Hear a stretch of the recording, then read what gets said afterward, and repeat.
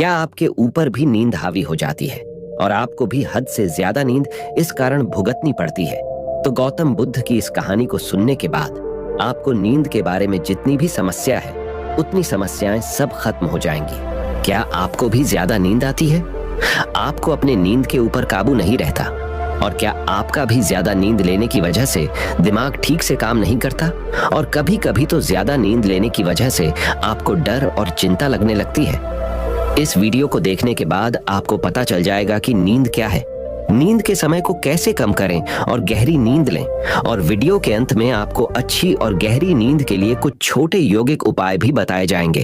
तो चलिए शुरू करते हैं एक कहानी से। एक बार एक धनी व्यक्ति एक बौद्ध भिक्षु के पास जाता है और कहता है, मुनिवर, मैं अपनी नींद से बहुत परेशान हूँ। बहुत कोशिश करने के बाद भी मुझे देर रात तक नींद नहीं आती और रात को सोने से पहले सभी के विचार दुनिया भर की दौड़ती रहती है मन में, और सो भी जाता हूँ तो रात भर करवटें बदलता रहता हूँ, और जब मैं सुबह उठता हूँ तो मुझे अच्छा नहीं लगता। मैं थका हुआ और बेचैन महसूस करता हूँ। कृपया आप मेरी इस समस्या का कोई समाधान बताएं। बौद्ध भिक्षु ने कहा, इससे पहले कि मैं आपको आपकी समस्या का समाधान बताऊं, मैं आपको गौतम बुद्ध की गहरी नींद के रहस्य के बारे में एक छोटी सी कहानी बताना चाहता हूं। उस व्यक्ति ने कहा, जैसी आपकी इच्छा मुनिवर। बौद्ध भिक्षु कहने लगे, तथागत गौतम बुद्ध जब सोते थे तो रात भर उसी अवस्था में रहते थे, कभी करवट नहीं बदलते थे।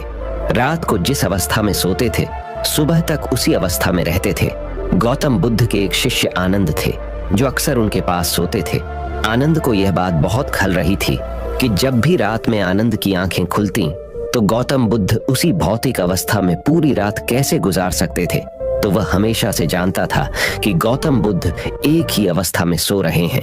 यह बात उनके मन में कई सवाल पैदा कर रही थी। लेकिन एक दिन भिक्षु आनंद अपनी जिज्ञासा को रोक नहीं पाए और वह गौतम बुद्ध के पास गए। आधी रात को उन्होंने गौतम बुद्ध को जगाया। अपनी नींद से उठकर बोला, तथागत, मुझे क्षमा करें। मुझे पता है कि यह आपसे प्रश्न पूछने का सही समय नहीं है, क्योंकि आप दिन भर चलते रहते हैं और लोगों को धर्म का ज्ञान देते हैं और उनकी समस्याओं का समाधान करते हैं। लेकिन मेरी जिज्ञासा इतनी बढ़ गई है कि मैं सुबह तक का इंतजार नहीं कर सकता। इसलिए कृपया मेरे प्रश्न का उत्तर दें और मेरी जिज्ञासा को शांत करें। भिक्षु आनंद ने आगे कहा, मैं पिछले 20 वर्षों से आपके साथ हूं और मैं देख रहा हूं कि आप पूरी रात एक ही अवस्था में बिताते हैं। आप जरा भी नहीं हिलते। तो क्या आप वास्तव में सोते हैं या आप नहीं सोते हैं? गौतम बुद्ध ने आनंद की ओर देखकर मुस्कुराते हुए कहा, मैंने अपने लिए सोने की सही मुद्रा खोज ली है। अब मुझे सोते समय हिलने डुलने की आवश्यकता नहीं है। मैं नींद में भी जागता रहता हूँ। जब तक मेरा शरीर सोता है पर मैं जागता रहता हूँ। सवाल यह नहीं है कि शरीर नींद की अवस्था में चलता है या नहीं। शरीर स्थिर अवस्था में क्यों नहीं रह सकता? वास्तविक कारण मन है। मन ही है जो शांत और स्थिर नहीं रह पाता। और यही कारण है कि हम नींद की अवस्था में भी अपने शरीर को हिलाते रहते हैं। लेकिन मैं इन सब बातों से परे आ गया हूं। अब मुझ में मन जैसा कुछ नहीं बचा। जब मैं सो जाता हूं तो मेरा शरीर मुर्दे जैसा हो जाता है। मन जैसा कुछ नहीं रहता। आनंद, क्या आपने कभी किसी मृत शरीर को अपनी अवस्था बदलते हुए देखा है? गहरी नींद की अवस्था में भी यह सारा काम हमारा मन ही करता है।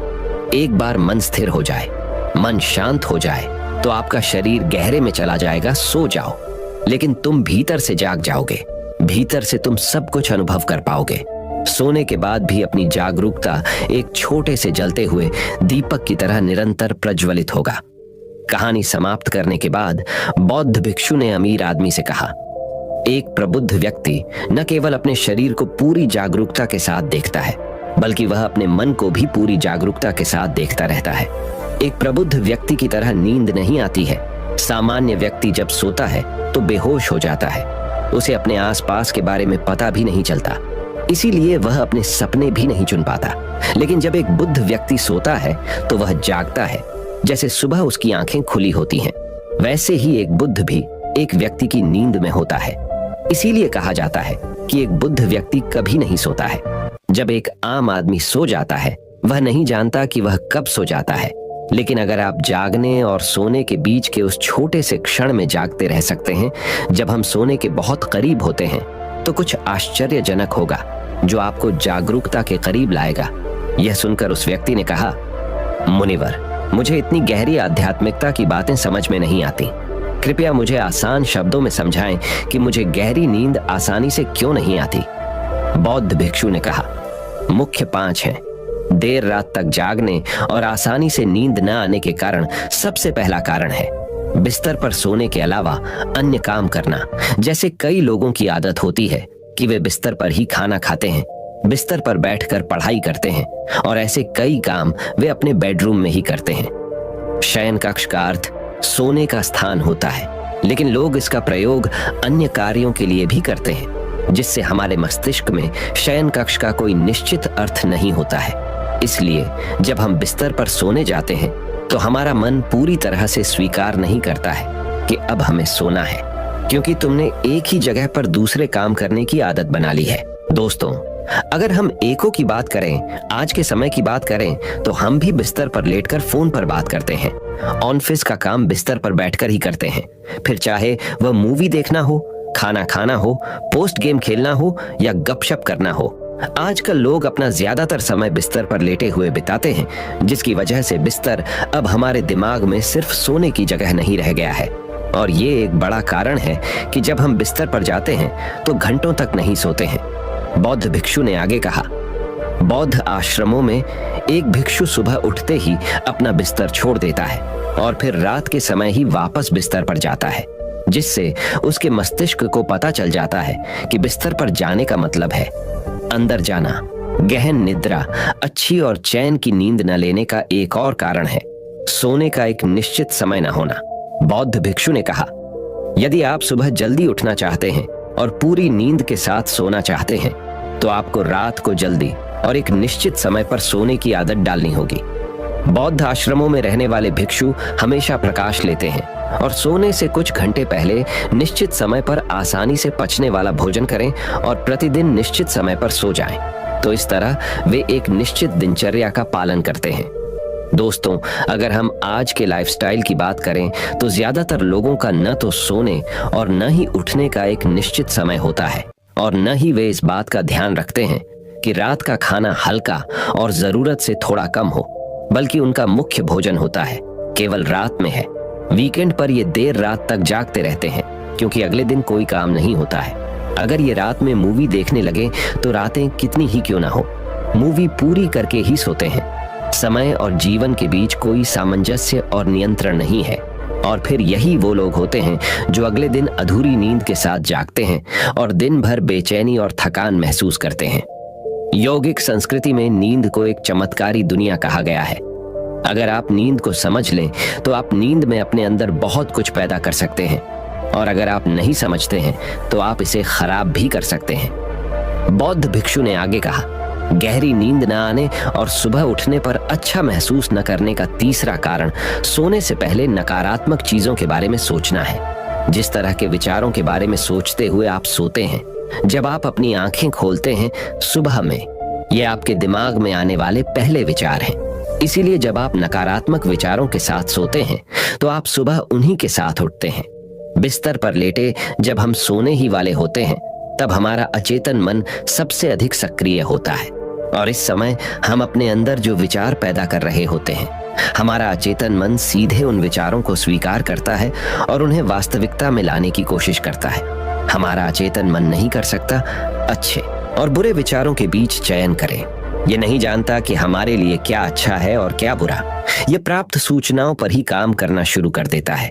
इसलिए हमें सोते समय अपनी समस्याओं और नकारात्मक विचारों के बारे में सोचने के बजाय उन अच्छी बातों और बातों के बारे में सोचना चाहिए जिसे हम अपने जीवन में पाना चाहते हैं।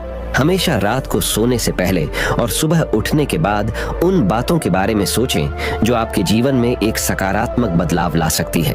अच्छी और अच्छी नींद न आने का चौथा कारण है गलत तरीके से सोना। बौद्ध भिक्षु ने कहा, आपने सुना होगा कि भारत में अक्सर यह कहा जाता है कि उत्तर की ओर सिर करके न सोएं। ऐसा इसीलिए है क्योंकि जब हम उत्तर की ओर सिर करके सोते हैं तो पृथ्वी के चुंबकीय खिंचाव के कारण हमारे शरीर का बहुत सारा खून दिमाग की तरफ जाने की कोशिश करता है और दिमाग में पाई जाने वाली नसें बहुत पतली हो जाती हैं, इनके फटने का खतरा बढ़ जाता है और अगर इंसान ज्यादा बूढ़ा और कमजोर है तो उसकी मौत भी हो सकती है। लेकिन आमतौर पर जो लोग उत्तर की ओर सिर करके सोते हैं वे सुबह उठते ही सिर में तनाव महसूस करते हैं और उन्होंने अपना पूरा समय व्यतीत कर दिया होता है रात में बेचैन या करवट बदलना। दूसरी गलती जो लोग सोने की पोजीशन में करते हैं वह यह है कि वे किसी भी तरह से सो जाते हैं। उन्हें इस बात से कोई फर्क नहीं पड़ता कि उनकी रीढ़ की हड्डी सीधी है या नहीं। लोग अक्सर अपने पेट या जो कुछ भी सोते हैं, जबकि हमें कोशिश करनी चाहिए कि या तो हम सीधे सोएं या फिर बाईं ओर करवट लेकर सोएं। इससे शरीर के अंगों पर अतिरिक्त दबाव नहीं पड़ता है। सोते समय बहुत मोटे गद्दे का उपयोग न करें क्योंकि यह आपकी रीढ़ को मोड़ देता है और गहरी नींद में बाधा डालता है। साथ ही ज्यादा मोटे तकिए का इस्तेमाल न करें क्योंकि इससे आपकी गर्दन ज्यादा मुड़ जाती है और आपका शरीर तनाव महसूस करता है और इससे आपकी गहरी नींद में बाधा आती है। देर रात तक नींद न आने और रात भर नींद में बेचैनी का 5वां कारण है खाद्य पदार्थों का अधिक मात्रा में सेवन और देर से पचना। अगर आप रात को भरपेट और अधिक तैलीय पदार्थों का सेवन करते हैं तो यह हमारी नींद में भी खलल डालता है क्योंकि इन पदार्थों को पचाने में काफी समय और ऊर्जा लगती है। इसलिए अगर आप ऐसे पदार्थों का सेवन करते हैं तो सेवन करना छोड़ दीजिए, तो सोने से करीब 3-4 घंटे पहले इन्हें खाने की कोशिश करें। उस व्यक्ति ने कहा, मुनिवर, मैं समझता हूं कि गहरी और चैन की नींद न आने के क्या क्या कारण हो सकते हैं, लेकिन अब क्या आप कुछ ऐसे उपाय बता सकते हैं जिन्हें करने से हमें गहरी नींद आने में मदद मिलती है? बौद्ध भिक्षु ने कहा, मैं आपको कुछ ऐसे कर्म बता रहा हूं जिन्हें आप सोने से पहले या उठने के बाद कर सकते हैं, जिससे न सिर्फ आपकी नींद गहरी होगी बल्कि आपके जीवन में एक सकारात्मक बदलाव भी आएगा। और ये सभी काम आपको नहीं करने चाहिए। इनमें से जो भी 2 से 3 कार्य आपके लिए उपयुक्त हैं वो आप कर सकते हैं। सबसे पहले, सोने से पहले गुनगुने पानी से नहाने की कोशिश करें। नहाने से हमारा शरीर जागृत और तनाव मुक्त हो जाता है। आपने देखा होगा कि जब कोई व्यक्ति नहा कर आता है तो उसके भीतर से एक सकारात्मक ऊर्जा का अनुभव होता है। वह अधिक प्रसन्न और निश्चिंत लगने लगता है। इसका कारण यह है कि हमारे शरीर का अधिकांश भाग जल ही है और जल ही हमारे शरीर का मूल अंग है। सोने से पहले हो सके तो अपने बेडरूम में किसी भी ऑर्गेनिक तेल और रुई का दिया जलाएं। इससे आसपास के वातावरण में सकारात्मकता आती है। सोने से पहले थोड़ा पानी पिएं, इससे आपको काफी फायदा होगा।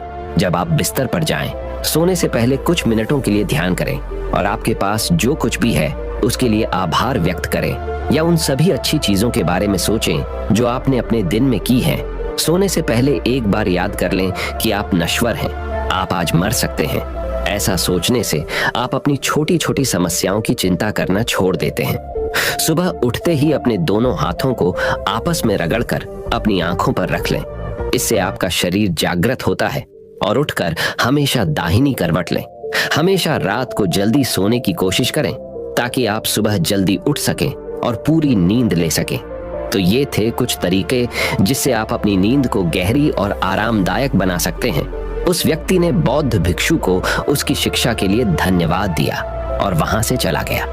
अब हम आपको आपकी नींद कम करने के लिए 10 उपाय बताएंगे जो कि हमारे सद्गुरु जी ने दिए हैं। पहला उपाय, ताजा भोजन लेना। सद्गुरु, अपनी नींद कम करने के लिए आप क्या कर सकते हैं? पहली बात है, हमेशा ताजा खाना खाएं। यौगिक संस्कृति में ये एक आसान सी समझ है कि अगर आप कुछ पकाते हैं तो उसे 1.5 घंटे के अंदर खा लेना चाहिए। इसके बाद उस खाने में जड्डता आने लगती है। अगर आप बहुत ज्यादा जड्डता वाला खाना खाते हैं तो शरीर आलसी होने लगता है और उसे ज्यादा नींद की जरूरत पड़ी आती है, क्योंकि उस जड्डता को खत्म करने के लिए शरीर को बहुत ज्यादा ऊर्जा खर्च करनी पड़ी है। इसका मतलब ये है कि शरीर की मरम्मत करने का आपका समय ब्याज जाता है, क्योंकि अपनी प्रणाली में आपने भोजन के रूप में खराब गुणवत्ता वाला ईंधन डाला है। जब खाना पकता है तो एक तरह से उसमें उपस्थित जीवन को आप मार ही डालते हैं और वो फिर जीवित नहीं रहता। अगर कोई व्यक्ति मर जाए और उसके शरीर को 3 दिनों तक ऐसा ही रखा जाए तो वो सड़ेगा ही। यही बात हर एक जीव के साथ सच है, वो चाहे कोई सब्जी हो या किसी पशु का मांस या कोई और चीज हो। जैसे ही हम किसी जीवन के रूप को पकाकर नष्ट कर देते हैं तो वो सड़ने लगता है। वैसे सड़ी दिहने में कुछ गलत नहीं है, क्योंकि फिर वो एक अलग तरह का जीवन हो जाता है। सड्ढाने का मतलब है कि कोई और जीवन अब इसे अपना भोजन बना रहा है। इसमें बहुत तरह के जीव आ जाते हैं, भले ही वे बहुत ही सूक्ष्म जीवाणु हों। आप उन्हें देख नहीं पाएंगे, पर वे तो इस सड्डा ढहते भोजन में दावत उड़ा रहे हैं। जीवाणु जिस चीज का मजा ले रहे हैं उसे खाने से आपको जरूर ही तकलीफ होगी। इसका मतलब ये नहीं है कि आप तुरंत ही बीमार हो जाएंगे, क्योंकि उनमें आपको संक्रमित करने की ताकत नहीं होती, पर फिर भी इससे आपकी ऊर्जा जरूर कम हो जाती है और शरीर में जड़डाहता आ जाती है।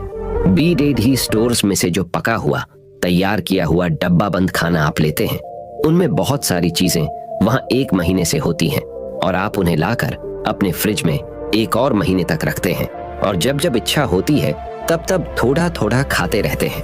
ये खाना आपको ज्यादा नींद लेने के लिए मजबूर करता है और डॉक्टर्स भी आपको बताते हैं कि आपको 8 घंटे सोना चाहिए, नहीं तो आप शारीरिक और मानसिक रूप से स्वस्थ नहीं रहेंगे, क्योंकि वे खुद भी वही खाना खाते हैं। दूसरा उपाय, सादा भोजन खाएं। मनुष्य के अलावा हर प्राणी उस परिस्थिति के अनुसार ढल जाता है जिसमें वो होता है, पर मनुष्य की ऐसी काबिलियत है कि वो जैसी परिस्थिति चाहता है वैसी बना सकता है। ये बात मनुष्य को कुछ खास बनाती है, दूसरे प्राणियों से एकदम अलग। तो जिनको अपनी थोड़ी भी चिंता है, उन्हें उन चीजों के बारे में सजग रहना चाहिए जो उनके अंदर जाती है। जिस खाने में जटिल याददाश्त बिल्कुल कम मात्रा में हो, वो खाना 2-4 घंटे के अंदर आपकी प्रणाली का हिस्सा बन जाता है। ऐसा खाना आपकी नींद की मात्रा को काफी कम कर देता है। पर आज की दुनिया में अच्छी गुणवत्ता का भोजन लेना ज्यादा मुश्किल होता जा रहा है, क्योंकि आप जो खाना खा रहे हैं वो ज्यादातर शरीर का ईंधन नहीं है, बल्कि ढेर सारा व्यापार है। बहुत सारे लोग, वे जो पश्चिमी देशों में रहते हैं और इस तरह का खाना खाते रहे हैं, मुझे बताते हैं कि जब वे ईशा योग सेंटर में आकर रहते हैं तो 2-3 महीनों बाद उन्हें इस बात पर आश्चर्य होने लगता है कि वे पर्याप्त मात्रा में सो क्यों नहीं रहे हैं। उनका मानना है कि उन्हें कम से कम 8 घंटे सोना चाहिए, पर यहाँ हमारा मानक तो 4 घंटे का है। हम सिर्फ 4 घंटों में नींद पूरी कर लेते हैं और फिर भी हम हर तरह से बाआराचा रहे हैं, स्वस्थ हैं, खुश हैं और ज्यादा काम कर रहे हैं। जिस खाने में बहुत सारे रासायनिक पदार्थ और बनावटी चीजें हों, ऐसा खाना पचाने के लिए आपका शरीर नहीं बना है। जिस खाने का 1% भाग भी बनावटी हो, रासायनिक हो, चाहे खाद के रूप में हो या दूसरे रसायनों, प्रिजर्वेटिव्स के रूप में, वो खाना आपके पाचन तंत्र में गड्डेच बड्ढी पैदा करता है और पाचन प्रणाली को बिगाड़ डाल देता है। अमेरिका में लोग भारी मात्रा में एंटासिड्स इस्तेमाल करते हैं, जो पेट में एसिडिटी को दबाने के लिए रासायनिक दवाइयां हैं। ये आपके पेट के लिए ठीक नहीं है। आपके दिल में, कलेजे में होने वाली जलन इसलिए नहीं होती कि आप किसी के प्यार में हैं, बल्कि इसलिए होती है कि आपकी सारी अन्न प्रणाली बहुत सारे कारणों से एसिड्स की वजह से जल रही होती है। आपके खाए हुए भोजन की 1% मात्रा भी अगर बनावटी पदार्थों, रसायनों के रूप में हो, तो अपनी प्रणाली में इस खाने को शोषित कर लेने की आपकी काबिलियत बहुत कम हो जाती है और इस वजह से नींद की मात्रा बहुत बिराज जाती है। क्योंकि आपका शरीर खुद अपने ही साथ संघर्ष कर रहा है, तो उसे स्वाभाविक रूप से ठीक करने के लिए आपको ज्यादा समय चाहिए, ज्यादा नींद चाहिए। तीसरा उपाय, कितना खाना चाहिए। आप अपनी ऊर्जाओं का प्रबंधन कितनी दक्षता से करते हैं, ये तय करता है कि आप कितने सजग हैं। अगर आप ध्यान करना चाहते हैं तो सजगता सिर्फ मन की ही नहीं, बल्कि आपकी ऊर्जाओं की होनी चाहिए। इसीलिए यौगिक मार्ग पर चलने वालों से ये कहा जाता है, वे बस 24 कौर खाना ही खाएं और हर कौर को 24 बार चबाएं। इससे होता यह है कि भोजन मुंह में ही पचने के लिए तैयार हो जाता है और ये आगे प्रणाली में जाकर कोई सुस्ती नहीं पैदा करता। जो लोग अपने शाम के खाने में ऐसा करते हैं, वे सुबह 3:30 बजे उठ सकते हैं। यौगिक प्रणाली में इस समय को ब्रह्म मुहूर्त कहा जाता है।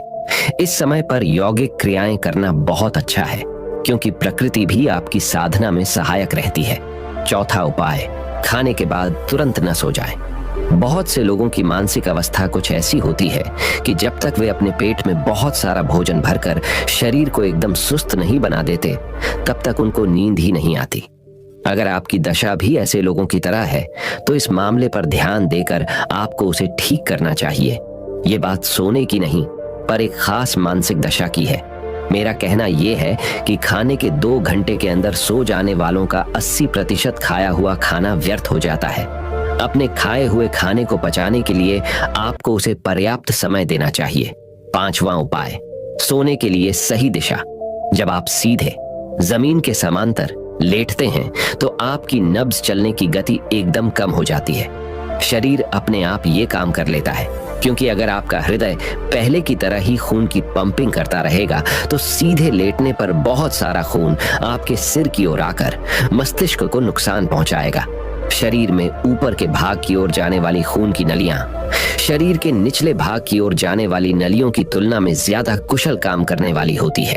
जब वे मस्तिष्क में पहुंचती हैं तो बिल्कुल बाल की तरह महीन हो जाती है, जिससे जरूरत से ज्यादा खून की एक भी बूंद आगे न जाए। सोते समय सिर उत्तर की ओर रखने से और 5-6 घंटों तक उसी दिशा में रहने से पृथ्वी का चुंबकीय आकर्षण आपके मस्तिष्क पर ज्यादा दबाव डालता है, क्योंकि आपके खून में लौह तत्व महत्वपूर्ण मात्रा में होता है। ऐसा नहीं है कि इस तरह से सोने से आप मर जाएंगे, पर अगर आप रोज ऐसा ही करते हैं तो आप अपने लिए मुसीबत बुला रहे हैं। जो लोग एक खास उम्र से ज्यादा की उम्र के हैं और जिनकी खून की नलियां कमजोर हैं, उनकी शिराएं ऐसा करने से फट सकती हैं और उन्हें पक्षाघात भी हो सकता है। जिनकी शारीरिक प्रणाली स्वस्थ है, वे भी उत्तर की ओर सिर रखकर अच्छे से नहीं सो सकते, क्योंकि तब मस्तिष्क में रक्त संचालन जरूरत से ज्यादा होगा, जिससे अच्छी नींद नहीं मिल पाएगी। पृथ्वी के उत्तरी गोलार्ध में रहने वालों के लिए सोने की सबसे अच्छी दिशा ये होगी कि आपका सिर पूर्व में हो।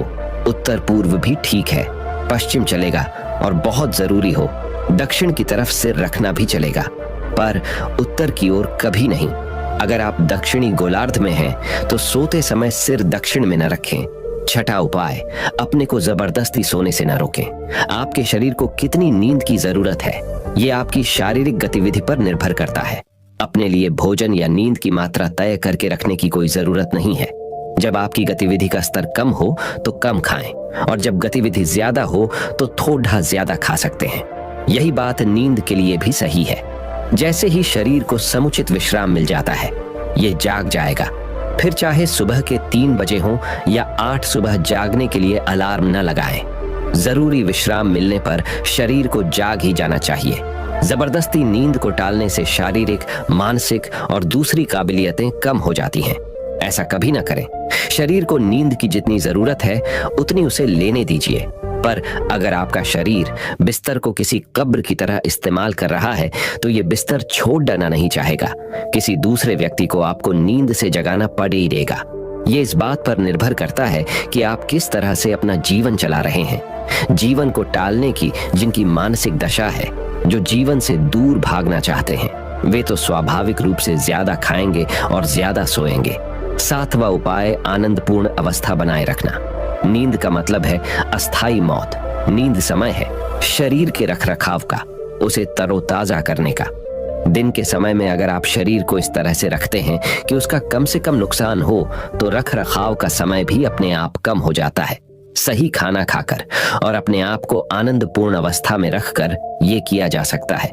अगर आपके शरीर में टकराव, संघर्ष नहीं है, आप दिन भर आनंदपूर्ण अवस्था में हैं, आपने अपने शरीर को इस तरह से बनाया है कि आपकी ऊर्जा प्रणाली में कोई टकराव नहीं है और आपका मन, आपकी भावनाएं भी टकराव से मुक्त हैं, तो आपकी नींद की मात्रा अपने आप कम हो जाती है। 8वां उपाय, अपने जीवन के साथ जंग न लीडीन शरीर को विश्राम की जरूरत होती है, नींद की नहीं। पर ज्यादातर लोगों के अनुभव में विश्राम का सबसे गहरा रूप नींद ही है, और इसीलिए वे नींद के बारे में ही बात करते हैं। मूल रूप से शरीर की मांग नींद नहीं बल्कि विश्राम की अवस्था है। जब रात को आपको विश्राम नहीं मिलता तो सुबह में आप थके थके रहते हैं, सेहत बिगड़ सकती है। तो नींद नहीं बल्कि विश्राम की अवस्था ज्यादा महत्वपूर्ण है। अगर सारा दिन आप अपने शरीर को विश्राम की अवस्था में रखें, अगर आपका काम, व्यायाम या आपकी कोई भी गतिविधि आपके लिए विश्राम के रूप में है, तो स्वाभाविक रूप से आपकी नींद की मात्रा कम हो जाएगी। समस्या ये है कि लोगों को यही सिखाया जाता है कि वे सब कुछ पूरा जोर लगाकर तनाव में रहकर करें। मैं देखता हूं कि सुबह बगीचे में टहलते समय भी लोग तनाव में होते हैं। इस तरह की कसरत आपको खुशहाली की जगह नुकसान ही ज्यादा देती है। हर चीज पर इस तरह मत जाइए जैसे कि वो कोई युद्ध हो। आप चाहे चल रहे हों, दौड़ रहे हों या कोई व्यायाम कर रहे हों, आप इसे आराम से आनंद पूर्वक क्यों नहीं कर सकते? जीवन के साथ संघर्ष न करें। अपने आप को चुस्त दुरुस्त अच्छा रखना कोई युद्ध नहीं है। कोई खेल खेलिए, दौड़िए, तैरिए, टहलिए या चाहे जो करिए, आपको परेशानी तभी होगी जब आप सिर्फ चीज के खाने के पीछे ही पीढ़ी रहेंगे। नहीं तो किसी भी गतिविधि को आराम से करना और सेहत को अच्छी बनाए रखना कोई मुश्किल काम नहीं है। 9वां उपाय, यौगिक क्रियाएं जैसे कि शांभवी महामुद्रा। शांभवी महामुद्रा जैसी यौगिक क्रियाएं करने वाले अपने आप में जो पहला बदलाव पाते हैं वो है उनकी नब्ज की चलने की गति थोड़ी कम हो जाना। मिसाल के तौर पर, अगर किसी ने हाल ही में इनर इंजीनियरिंग कार्यक्रम किया हो और शांभवी करना शुरू किया हो, वो अगर रात के खाने के पहले और बाद में अपनी नब्ज की गति को नोट कर ले और फिर 6 सप्ताह तक रोज 2 बार शांभवी महामुद्रा का अभ्यास करे, तो वो देखेगा कि उसकी नब्ज 8 से 15 काउंट कम हो गई है। शांभवी के दौरान जो वास्तव में गहरे विश्राम की अवस्था में जाता है, उसकी नब्ज और भी धीमी हो जाती है। 12 से 18 महीने के अभ्यास के बाद आप अपनी नब्ज की गति को 50 से 60 तक ला सकते हैं। अगर ऐसा होता है तो आपकी नींद की मात्रा नाटकीय ढंग से कम हो जाएगी, क्योंकि सारा दिन आपका शरीर सहज रूप से विश्राम की अवस्था में रहेगा। आपकी गतिविधि चाहे जो भी हो, शरीर विश्राम की अवस्था में रहेगा और ज्यादा नींद नहीं मांगेगा। 10वां उपाय, शून्य ध्यान। हम एक खास ध्यान विधि सिखाते हैं, शून्य ध्यान। ये एक ऐसे कार्यक्रम में सिखाया जाता है जो सिर्फ दक्षिणी भारत के ईशा सेंटर्स में और अमेरिका में होता है। हम इसे दूसरी जगहों पर नहीं सिखाते, क्योंकि इसके लिए एक खास वातावरण, प्रशिक्षण और अन्य प्रक्रियाओं की जरूरत होती है। शून्य आपकी नींद की जरूरत को नाटकीय ढंग से कम कर सकता है। यह सिर्फ 15 मिनट का ध्यान है, पर आप देखेंगे कि अगर आप इस ध्यान प्रक्रिया में सही ढंग से स्थिर हो जाते हैं तो आपका मेटाबॉलिज्म 24% तक कम हो जाएगा।